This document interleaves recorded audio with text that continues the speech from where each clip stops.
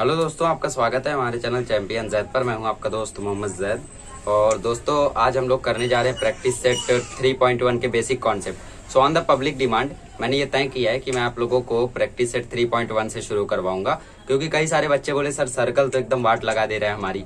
और हाँ, ये भी सच है कि सर्कल का वेटेज सबसे ज्यादा है, बट हाँ ये भी सच है कि चैलेंजिंग क्वेश्चन में सर्कल के क्वेश्चन आने के कम चांसेस हैं। सच तो सब है, झूठ कुछ नहीं है। तो कोई बात नहीं, हम लोग प्रैक्टिस सेट 3.1 से 3.5 और प्रॉब्लम सेट की जर्नी आसानी से तय करेंगे और धीरे धीरे तय करेंगे। क्यों? क्योंकि आपको अभी आता नहीं है, तो मैं वो स्पीड में नहीं भगाऊंगा। मैं स्लो वीडियो बनाऊंगा, मतलब एक कॉन्सेप्ट का वीडियो, फिर प्रैक्टिस सेट, फिर कॉन्सेप्ट, फिर प्रैक्टिस सेट। वरना क्या होता है, बच्चे कंफ्यूज हो जाते हैं कि अभी तो कॉन्सेप्ट बताया था सर ने। तो क्या करो आप लोग, जो कॉन्सेप्ट मैं प्रैक्टिस सेट 3.1 के लिए बता रहा हूँ वो आप लोग अभी अपनी बुक में लिख लो। अभी वीडियो प्रीमियर हो रहा है, ठीक है? तो अपनी बुक में लिख लो, फिर थोड़ी देर बाद जब दूसरा वीडियो प्रीमियर होगा तो उस समय बुक निकालना और कॉन्सेप्ट रिलेट करना, तो आप लोगों को एक एक सम आएगा। चलिए मैं कॉन्सेप्ट को शुरू करता हूँ। आपका पहला सबसे इंपॉर्टेंट चीज है कि टेंजेंट क्या होता है और सीकेंट क्या होता है, ठीक है? कहने को तो टॉपिक का नाम सर्कल है, बट इतने कॉन्सेप्ट हैं, इतने थियरम है, इतनी चीजें हैं कि इसे एक मामूली सी गोले को एक बहुत बड़ा मैथ बना दिया। सोचो, सर्कल मतलब क्या है? गोला। गोले में क्या सीखना है भाई? सामने रखा है गोला है, उसमें क्या सीखोगे तुम? बहुत कुछ सीखेंगे। पहले सीखते हैं टेंजेंट सीकेंट क्या होता है, फिर बहुत कुछ सीखेंगे। देखो, एक सर्कल है यहाँ पे, ठीक है?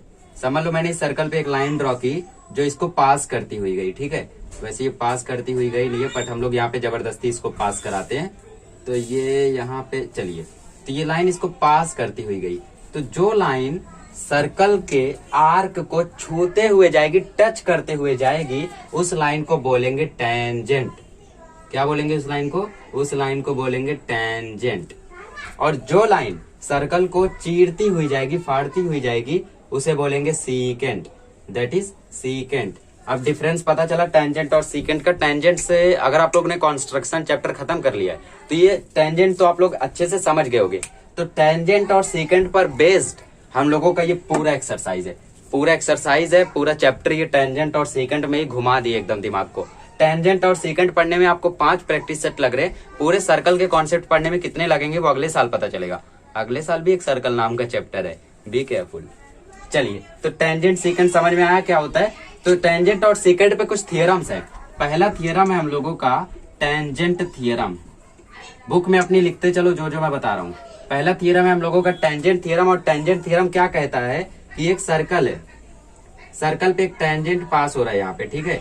समझ लो यहाँ पे ये एक टेंजेंट पास हो रहा है और यहाँ पे उस सर्कल का रेडियस है।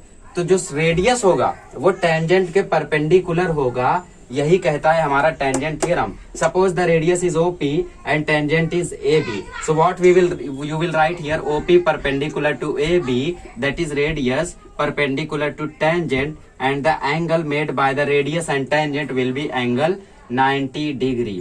आप लोगों को कई जगहों पर ऐसा यहाँ पे ट्रायंगल बना के दे देगा, बोलेगा ये फाइंड करो, ये फाइंड करो, ये फाइंड करो। तो वहां पे पाइथागोरस लगा सकोगे। क्यों लगा सकोगे? क्योंकि ये 90 डिग्री रहेगा। क्यों रहेगा? टेंजेंट थ्योरम की वजह से। टेंजेंट थ्योरम मतलब radius perpendicular to tangent and OP perpendicular to AB, angle made by them will be 90 degree. अब इसी का कन्वर्स, बहुत सारे बच्चे कन्वर्स में कंफ्यूज रहते हैं। Converse of tangent theorem, let me right first. तो कन्वर्स ऑफ टेंजेंट थ्योरम मतलब क्या कि अगर एंगल 90 डिग्री है तो जो लाइन रहेगी, तो जो लाइन AB रहेगी या फिर लाइन L जो कि टेंजेंट का कॉमन लाइन है, वो टेंजेंट हो जाएगा। इसमें अगर ये टेंजेंट है तो एंगल 90 डिग्री हो जाएगा, इसमें अगर ये 90 है तो लाइन टेंजेंट हो जाएगा। समझ में आया टेंजेंट थ्योरम?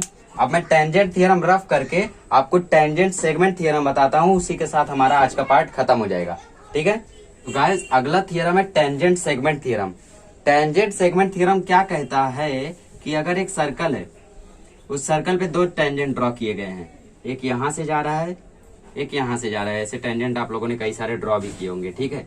तो वो क्या कहता है कि जो ये लाइन है, टेंजेंट लाइन जो यहाँ पे मेट कर रही है, तो इस टेंजेंट का जो लेंथ होगा, टेंजेंट ये AB और PQ, ठीक है? इस टेंजेंट का जो लेंथ होगा वो लेंथ एकदम कॉन्ग्रेंट होगा।